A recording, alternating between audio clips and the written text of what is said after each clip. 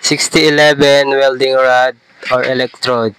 Ano ang meaning at kung saan ito ginagamit? Para sa hindi pa nakakaalam at gustong mag-aral mag-welding, dapat alam nyo ang basic na to.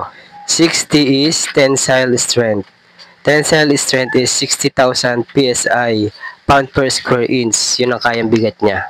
Yung unang one is all position. Pwede siya sa flat, horizontal, vertical, overhead.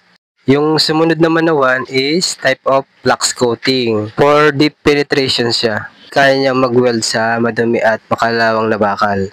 Ang 6011 is for deep penetration at rough finish. At ginagamit din siya sa mga galvanized metal. At number 1 is pang root pass. Kasi sa deep penetration niya, kaya siya ginagamit pang root pass. Kaya pag nag-trade test, yan ang ginagamit pang root pass o first pass. Tara guys, try nating weld.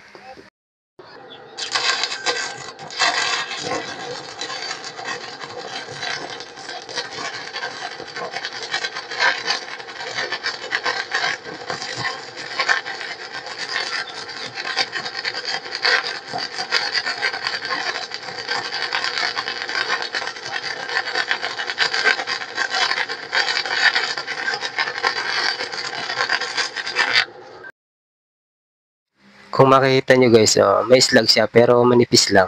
Hindi katulad ng iba na makapal. Medyo makapit nga lang yung slag niya kaya kailangan linisin na maayos. Okay? Paki-like, follow, and share na lang ang ating video. Salamat!